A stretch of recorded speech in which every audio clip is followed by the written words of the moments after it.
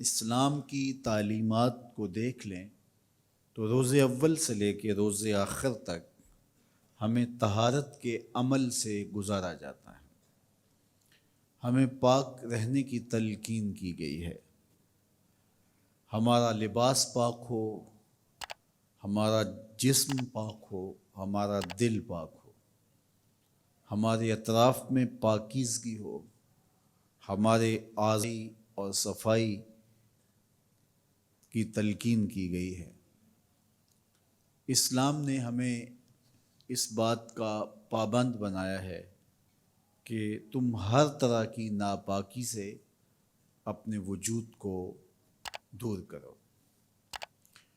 جو نجاستیں ہیں، چاہے وہ حقیقی ہیں، چاہے وہ نجاستیں حسی ہیں، جس طرح کی بھی نجاست ہو اس کو ہم اپنے آپ سے دور کریں گے۔ معنوی نجاست سے مراد وہ نجاستیں ہیں جو ہمارے دل کو میلا کرتی ہیں، ہمارے دل کو گندا کر دیتی ہیں، جس طرح کفر ہے، شرک ہے، جس کو رجس کہا گیا۔ قرآن نے مشرکین کو نجس کہا۔ وہ ناپاک ہیں۔ کس وجہ سے ناپاک ہیں؟ ان کا دل کفر کی آلودگی سے ملوث ہے، ورنہ کافر بھی ہو اس کو چھونے سے آپ کا ہاتھ ناپاک نہیں ہوگا۔ صرف یہ نجاست اس کے اندر کی ہے۔ اگر اس کا بدن بظاہر صاف ہے تو اس کے باوجود بھی وہ نجس کیوں ہے؟ اس نے غسل بھی کیا ہو تو پھر بھی نجس کیوں ہے؟ وہ اس لیے نجس ہے کہ کفر کی پلیدی اور شرک کی ناپاکی اس کے اندر موجود ہے۔ اس لیے ہمیں اپنے دل کو کفر سے، شرک سے، عصیان سے، حسد سے، حقد سے، کینے اور نفرت سے، بغض سے پاک رکھنے کی تلقین کی گئی ہے۔ ہمارا دل ستھرا ہو، کفر و شرک سے بھی پاک ہو، اور اخلاق ذمیمہ سے بھی ہم اپنے آپ کو بچائیں اور اچھے اخلاق کا اپنے آپ کو خوگر بنائیں۔ وہ خصلتیں جو بدن کو تو میلا نہیں کرتی لیکن روح کو میلا کر دیتی ہیں، وہ عادتیں جو دل کو گندا کر دیتی ہیں، ان سے دور رہنے کی ہمیں تلقین کی گئی ہے۔ پھر اس کے بعد نجاست حکمی ہوتی ہے، جو بظاہر نظر نہیں آتی لیکن موجود ہوتی ہے۔ جس طرح کہ حد سے اکبر ہے، کسی شخص پر غسل واجب ہے تو وہ ایک اعتبار سے حکمی نجاست میں ہے، تو یہ ایک ایسی نجاست ہے جس پر حکم لگایا جاتا ہے کہ یہ ناپاک ہے، لیکن کوئی بدن کے اوپر ایسی چیز نہیں ہے کہ جس کو کہا جا سکے کہ یہ چیز ناپاک ہے، تو وہ حکم نجاست ہے۔ حد سے اکبر میں غسل جنابت ہے، اور اگر حد سے اصغر ہے تو بے وضوئی کی کیفیت ہے کہ کوئی شخص وضو سے نہیں ہے تو اس کے اوپر ایک کیفیت ہے حد سے اصغر کی، چھوٹی ناپاکی ہے جو اسے اس وقت حاصل ہے، تو اس کو وہ دور کر کے وضو کر کے پاک ہو جائے، اور اگر حد سے اکبر ہے تو وہ غسل کر کے پاک ہو جائے۔ تو اسلام کتنا پاکیزہ دین ہے۔ وہ یہ چاہتا ہے کہ ہمارا دل بھی پاک ہو، ہماری روح بھی پاک ہو، ہم حد سے اصغر سے بھی پاک ہوں، حد سے اکبر سے بھی پاک ہوں۔ پھر اس کے بعد ہم اپنے بدن کے اوپر کوئی ظاہری نجاست نہ لگنے دیں، اگر ہے تو اس کو دور کر دیں۔ وہ سیال مادے کی صورت میں بھی ہو سکتی ہے اور وہ ٹھوس شکل میں بھی ہو سکتی ہے، تو ہمارے وجود کے اوپر کسی قسم کی نجاست نہ ہونی چاہیے۔ اگر کسی کے بدن کے اوپر پیشاب کا چھینٹا پڑ گیا تو وہ اس کو ٹشو سے صاف کر لیتا ہے، تو اب وہ دکھائی نہیں دیتا، وہ خشک بھی ہوگی یہ جگہ، تو وہ دنیاوی اصطلاح میں صاف تو کہہ سکتے ہیں، پاک نہیں کہہ سکتے، کیونکہ صاف کا لفظ جو ہے وہ اور مفہوم رکھتا ہے، لیکن جو طہارت کا لفظ ہے اس کا مفہوم بہت زیادہ وسیع ہے۔ مختلف مذاہب کے اندر مختلف اصطلاحات ہیں جو ان کے کلچر کو، ان کی تہذیب کو، ان کے تمدن کو بیان کرنے کے لیے عکاس ہوتی ہیں۔ بہت ساری ایسی زبانیں ہیں جن میں جب طہارت اس طرح کی میسر ہی نہیں ہے تو اس کے لیے لفظ ہی نہیں ہے۔ آپ کلین کا لفظ صاف تو کر سکتے ہیں لیکن طاہر نہیں کر سکتے۔ طہارت اور چیز ہے، صفائی اور چیز ہے۔ اسلام صفائی ستھرائی کا درس تو دیتا ہی دیتا ہے، اس سے اگلی منزل ہے اور وہ ہے طہارت، اور طہارت سے ایک اور آگے منزل ہے جس کو عفت کہتے ہیں، پاک دامنی۔ تو اسلام کتنا پاکیزہ دین ہے کہ وہ ہمیں ہر طرح کی نجس سے، ہر طرح کے رجس سے، ہر طرح کی غلاظت سے، ہر طرح کی گندگی سے پاک رکھنا چاہتا ہے۔ وہ چاہتا ہے کہ ہمارے دل میں غلط خیال بھی نہ آئے، وہ چاہتا یہ ہے کہ ہماری سوچوں میں عفت اور پاکیزگی آ جائے۔ وہ کہتا ہے کہ ہم پاک دامن رہیں۔ اسلام چاہتا ہے کہ کفر، شرک اور عصیان کی غلاظت سے ہمیں محفوظ کر دیا جائے، اور پھر نجاست حکمیہ بھی ہمیں لاحق اگر ہوئی ہے تو فوراً اس کا مداوع غسل کے ذریعے سے، یا وہ حد سے اصغر کی صورت میں ہے تو وضو کے ذریعے سے اس کو دور کر کے ہم جو ہے وہ پاکیزہ ہو جائیں۔ جب ہم پاک ہو جائیں گے تو پھر اللہ کی رحمتوں کا ورود اور نزول ہوگا۔ یہ تو ہمارے اندر کی پاکیزگی ہے۔ عقائد باطلہ سے، ہم برے خیالات سے، غلط سوچوں سے، کفر سے، شرک سے، عصیان سے، بدعات سے اپنے آپ کو محفوظ کر لیں گے۔ پھر حد سے اصغر سے بھی، حد سے اکبر سے بھی اپنے آپ کو پاک کر لیں گے غسل اور وضو کے ذریعے سے۔ اس کے بعد دیکھنا بدن کے اوپر کوئی غلاظت تو نہیں لگی، وہ غلاظت کسی شکل میں بھی ہو سکتی ہے، اس غلاظت کو دور کر کے اپنے بدن کو بھی پاک کر دیں گے۔ اور یہ ایمان کا حصہ قرار دیا گیا، نصف ایمان اس کو کہا گیا۔ الطہور شطر الایمان، حضرت ابو موسیٰ اشعری رضی اللہ تعالیٰ عنہ سے مروی یہ روایت ہے۔ یہ نصف ایمان ہے، لیکن صرف یہ نہیں ہے کہ ہم اپنے بدن کو پاک کر لیں اور بدن کے اوپر جو پہنا ہوا لباس ہے وہ پاک نہ ہو۔ یہاں پھر وہی بات میں کرنا چاہوں گا، بدن کے اوپر ڈالا گیا لباس صاف تو ہو لیکن پاک نہ ہو، اسلام یہ گوارا نہیں کرتا۔ بہت سارے لوگ بدن کے اوپر رکھا گیا لباس صاف تو رکھتے ہیں لیکن پاک نہیں ہوتا۔ ہمارے دین نے ہمیں اس کا اہتمام کرنے کی تلقین کی ہے کہ جس طرح تمہارا بدن ہر طرح کے حدث سے پاک ہے، ہر طرح کی نجاست حکمی اور نجاست مرئی اور نجاست ظاہری سے پاک ہے، اس طرح تمہارا لباس بھی ہر طرح کی نجاست سے پاک ہونا چاہیے۔ اس انداز سے بھی تمہارا لباس پاک ہو کہ وہ حرام کی کمائی کا نہ ہو، اس طرح سے تمہارا لباس پاک ہو کہ اس کے اوپر کوئی ایسی شے نہ لگی ہو جو شریعت اسلامیہ نے جس کو ناپاک قرار دیا ہے، تو اس سے اس کو پاک کرنا ہوگا۔ وَثِيَابَكَ فَطَهِّرْ، اپنے لباس کو ستھرا رکھیے، اپنے لباس کو پاک کیجیے۔ لیکن اسلام ہمیں یہ بھی نہیں کہتا کہ آپ اپنا لباس پاک رکھیں اور طاہر رکھیں، میلا کچیلا نہ ہو لیکن الجھا ہوا ہو، ایسا نہیں ہے۔ اسلام کہتا ہے کہ تمہارا لباس تمہاری زینت بھی ہو، تمہارا لباس بے ترتیب نہ ہو، تمہارا پورا بدن ہے صاف ہے، تمہارے بال صاف ہیں، ستھرے ہیں، لیکن بکھرے ہوئے ہیں، تو اسلام یہ گوارا نہیں کرتا کہ تمہارے بال کیوں بکھرے ہوئے ہیں۔ من کان لہ شعر فلیکرمہ، جو بال رکھے اس کو چاہیے کہ ان کو سنوار کے رکھے، ان کے اندر جو ہے وہ کنگھی کرے، ان بالوں کے اندر تیل لگائے، اور اس کے اندر کوئی ایسی چیز نہ ہو جس سے سمیل آ رہی ہو اور پاس کھڑے شخص کو جو ہے وہ تکلیف پہنچے، تو کہا کہ اس کو تم صاف رکھو۔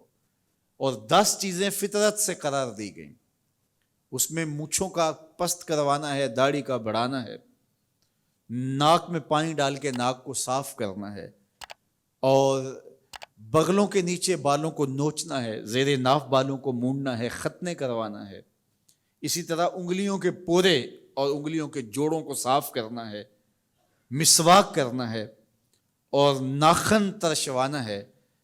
راوی کہتا ہے کہ میں ایک چیز بھول گیا، اور شاید وہ کھانے کے بعد کلی کرنا ہے۔ تو یہ 10 چیزیں فطرت سے قرار دی گئی کہ یہ فطرت انسانیہ میں سے ہیں اور انبیاء علیہ السلام کی سنت سے ہیں کہ وہ اس طرح اپنی صفائی کا التزام کیا کرتے تھے، اور ہمیں اس کی تلقین کی گئی ہے کہ تم بھی یوں اپنی صفائی کا اہتمام کرو، اپنی صفائی کا التزام کرو۔ اور مسواک کی اتنی تاکید کی، فرمایا کہ اگر میں اپنی امت پر شاک نہ جانتا تو میں ہر نماز کے لیے مسواک کو لازم قرار دیتا۔ اب بتائیے کہ ہمارا دین کس قدر پاکیزہ دین ہے۔ ہمیں مسجد میں لہسن اور پیاز کھا کر آنے سے روکا گیا ہے تاکہ پاس بیٹھے ہوئے کسی شخص کو ہمارے منہ سے کوئی ایسی سمیل نہ آئے جس سے اس کو تکلیف پہنچے۔ تو اگر ہم نے یہ کسی وجہ سے کھانا ہے تو کہا مسجدوں سے دور رہو، تو مسجد میں یہ چیزیں کھا کر کے نہ ہو۔ ہمیں پاکیزہ اور ستھرا دین دیا گیا ہے، ہمیں صاف اور ستھرا رہنے کی تلقین کی گئی ہے، ہمارا بدن بھی پاک ہو، ہمارا لباس بھی پاک ہو۔ اسی پہ اکتفا نہیں کیا گیا، ہماری غذا پاک ہو، جو ہمارے پیٹ کے اندر اترتا ہے وہ 3 اعتبار سے پاک ہو۔ ایک تو یہ ہے کہ اس کے اوپر کوئی غلاظت نہ لگی ہو، کوئی نجاست نہ لگی ہو، یا وہ خود نجس نہ ہو۔ جو خود چیز نجس ہے چاہے اس کو مل مل کے بھی دھو لیں تو پھر بھی پاک نہیں ہوگا۔ مردار ہے، خنزیر کا گوشت ہے، اگر کوئی بندہ اس کو مل مل کے دھو لے اور ہر طرح سے کہہ دیا جائے کہ یہ بالکل صاف ہو گیا، تو صاف تو ہے لیکن یہ پاک نہیں ہے، فی نفس سے ہی پاک نہیں ہے، تو اس کو جائز قرار نہیں دیا گیا۔ لیکن اب وہ جو ہم نے چیز اپنے استعمال کے لیے، کھانے کے لیے خریدی ہے وہ حرام کے پیسوں سے ہے، تو ہمیں تلقین کی گئی ہے کہ حرام سے پلا ہوا وجود قیامت کے دن جہنم کی آگ میں جلایا جائے گا۔ اب اس کی پاکیزگی کا طریقہ بھی اسلام نے ہمیں دیا ہے۔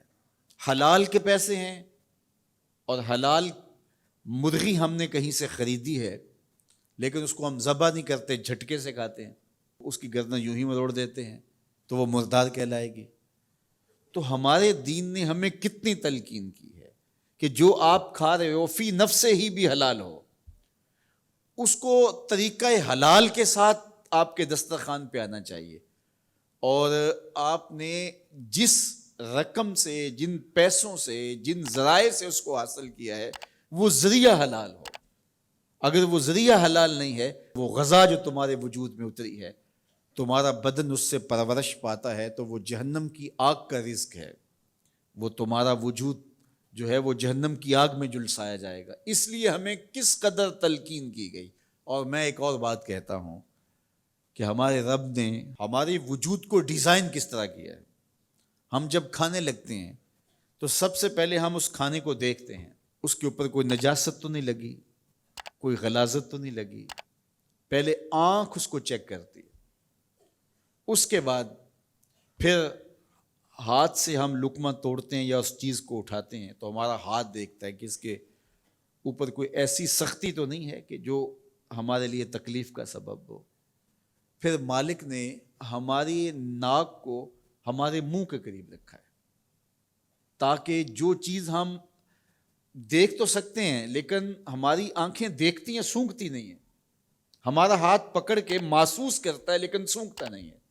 اب اس چیز کو ہم اپنے منہ کے قریب لانے لگے تو سب سے پہلے جو ہے وہ اس کو اس سینسر سے گزارا گیا کہ اس کے اندر کوئی معمولی سمیل بھی ہوئی تو یہیں سے چھوڑ دیں گے۔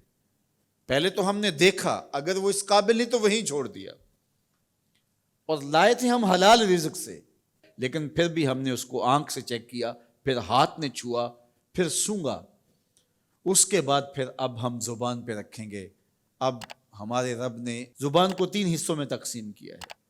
زبان کی جو نوک ہے اس کے اوپر نمکیات کو چکھنے کے ذائقے رکھے ہیں.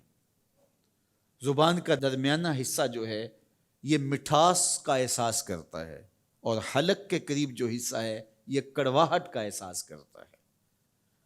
تو اب اس کو زبان پر رکھ کے چکھا کہ یہ بد ذائقہ تو نہیں ہے. اب زبان نے بھی کہہ دیا کہ اس کا ذائقہ بھی ٹھیک ہے. اب دانتوں کی چکی میں پیسا کہ اس کے اندر کوئی ایسی چیز تو نہیں ہے کہ جو تمہارے معدے پہ شاک ہو. پھر تمہارے حلق سے نیچے اترا. تمہارے رب نے ایک لقمہ جو کہاں سے اٹھا اور کہاں تک پہنچا اور اس کے لیے کتنے مسائل سے گزارا، وہ رب نہیں چاہتا تمہارے حلق میں ایک لقمہ بھی ایسا جائے جس میں ذائقہ نہ ہو، جس کے اندر بدبو ہو، جس میں تعفن ہو، جس پر کوئی غلاظت ہو اور جو ناپسندیدہ ہو. تمہارا رب چاہتا ہے تم طیب لو، ستھرا لو، تاکہ تمہارا ظاہر بھی ستھرا ہے، تمہارے وجود کا حصہ بننے والی غذا جو ہے وہ بھی پاک اور ستھری ہو. تمہارا رب تمہیں صاف دیکھنا چاہتا ہے، صاف رکھنا چاہتا ہے. یہ تمہارے لیے اس رب کی تلقین ہے کہ تم صاف رہو. جب تم کھانا کھانے لگو تو ہاتھ دھو لو، اور اس کے بعد کلی کرو، اور اس کے بعد کھانا شروع کرو، اور کھانے کے بعد پھر دوبارہ کلی کرو. اور ہمیں بار بار مسواک کرنے کی تلقین کی گئی. مسواک منہ کو صاف کرتی ہے اور رب کو راضی رکھتی ہے. میں نے کہا کہ جب بچہ پیدا ہوتا ہے تو اس وقت اس کو غسل دیا جاتا ہے، اور جب جنازہ اٹھتا ہے تو اس سے قبل بھی اس کو غسل دیا جاتا ہے. غسل سے کہانی شروع ہو کے غسل پہ ختم ہوتی ہے. اور ادھر صفائی اور ستھرائی کی کہانی یہ ہے کہ جب تک بچہ اپنے دانت صاف کرنے کی اہلیت نہیں رکھتا اتنی دیر تک دانت ہی نہیں اگتے، اس لیے کہ اب یہ صاف نہیں کر پاتا. اور جب وہ صاف کر پائے گا تو پھر دانت اگنا شروع ہوں گے، اور پھر ان دانتوں کو ہر لحاظ سے صاف رکھے، ان کو ستھرا رکھے. میرے اور آپ کے آقا و مولا حضور ختم المرتبت صلی اللہ علیہ وآلہ وسلم کا جب آخری وقت آیا اور حضرت اسرائیل علیہ السلام قبض روح کے لیے اجازت طلب کر رہے تھے تو حضور نے فرمایا عائشہ مسواک دو. تو حضور کو مسواک دی گئی. نکاحت تھی، کمزوری تھی، اور مسواک سخت تھی، تو حضور نے ارشاد فرمایا عائشہ اس کو چبا کے دو. تو ام المومنین سیدہ عائشہ رضی اللہ تعالیٰ عنہ فرماتی ہیں میں خوش قسمت ہوں کہ آخری لمحات میں میرا لعاب اور حضور کا لعاب مل گیا. انہوں نے چبا کے نرم کر کے حضور کو مسواک دی، اور حضور نے اس آخری وقت میں جب انتہائی نکاحت اور کمزوری تھی مسواک کی کہ میں اپنے رب کے حضور حاضر ہو رہا ہوں. تو ہمارے دین نے ہمیں یہ تلقین کی ہے کہ تم اپنے آپ کو بھی صاف رکھو، اپنے وجود کو بھی صاف رکھو، اپنے بالوں کو صاف رکھو، اپنے لباس کو بھی صاف رکھو. لیکن پھر اس پہ اکتفا نہیں ہے، جہاں تم رہتے ہو اس جگہ کو بھی تم صاف رکھو، اپنے اطراف کے ماحول کو بھی صاف رکھو، اپنے گھر کو بھی صاف رکھو، اور اپنی گلی کو اور اپنے محلے کی صفائی کا اہتمام کرو. آج میں اور آپ ذرا دیکھیں کہ اسلام کا دوسرا نام جب دین طہارت قرار دیں تو ہم اپنے وجود سے لے کر کے اپنی معاشرت تک صفائی کا کتنا اہتمام اور کتنا انتظام کرتے ہیں. صفائی پسند جب انسان فطرتاً ہو جاتا ہے تو وہ پھر ماحول کی صفائی کے لیے جت جاتا ہے، لگ جاتا ہے، اور کوشش میں مصروف ہو جاتا ہے کہ وہ ماحول کو صاف و ستھرا رکھے. چونکہ ماحول کی غلاظت پلٹ کے اس شخص کے اوپر آئے گی.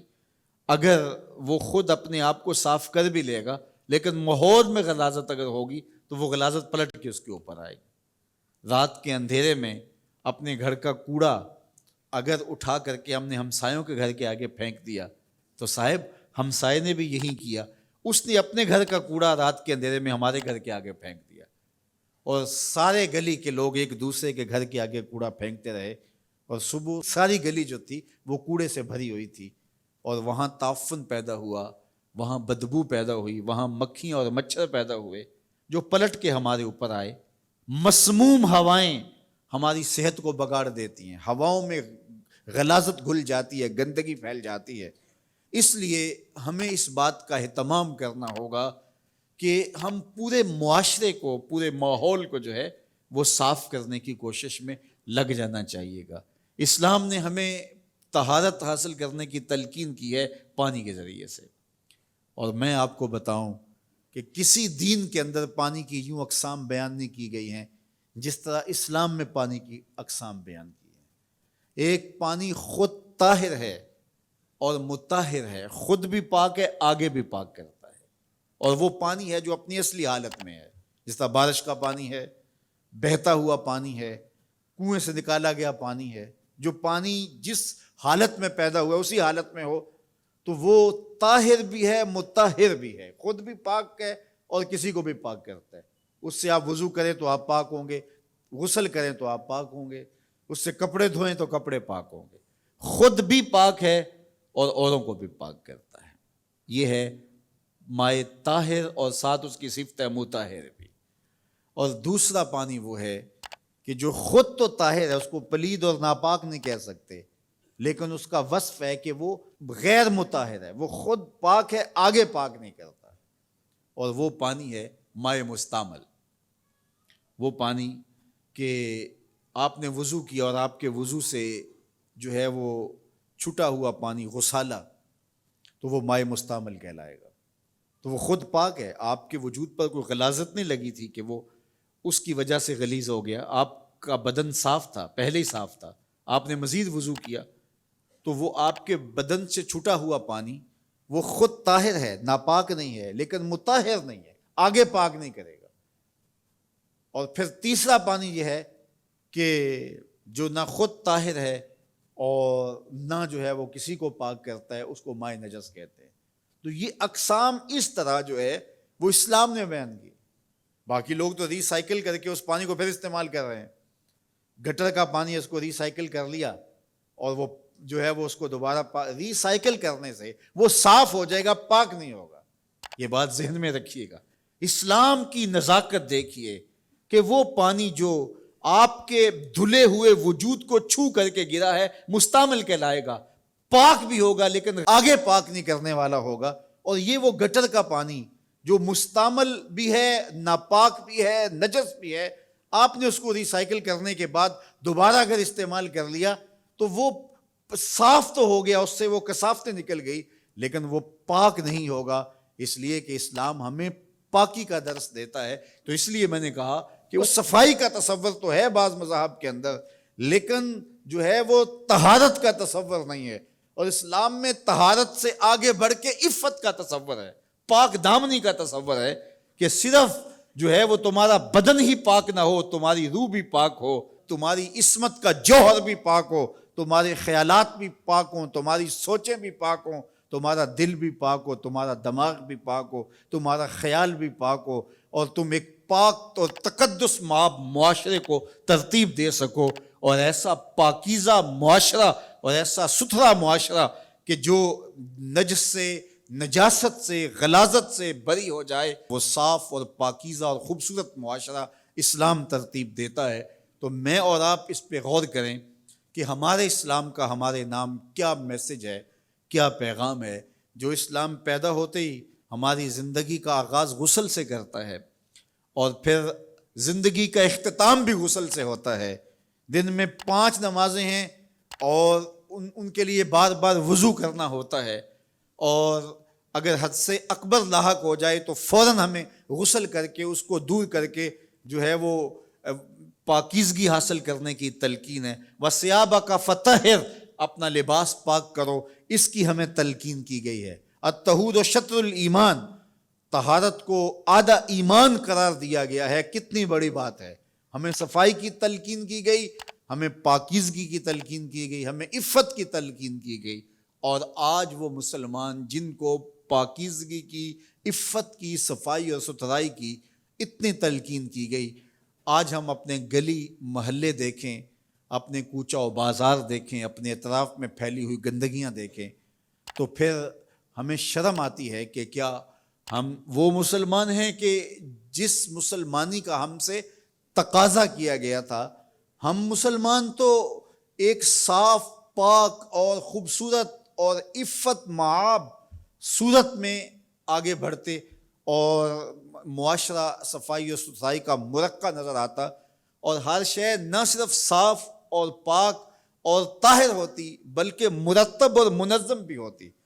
یعنی چیزوں کو مرتب اور منظم کر کے رکھنے کی بھی ہمارے اسلام نے ہمیں تلقین کی ہے، اپنے بدن سے لے کر کے، اپنے دیگر اعضائے بدنیہ سے لے کر کے ہمارے ماحول تک کہ جو ہم چیزیں رکھیں ان کو بھی ایک ترتیب اور سلیقے کے ساتھ رکھیں، تاکہ جو ہے وہ پڑی ہوئی چیزیں بھی جو ہے وہ خوبصورت دکھائی دیں. حتیٰ کہ بال الجھے ہوئے پسند نہیں کیے گئے، اور کہا کہ من کان لہ شعر فلیکرم ہو، جو بال رکھے پھر بالوں کو سنوار کے رکھے، بال الجھے ہوئے رکھے تو یہ پسند نہیں کیا گیا.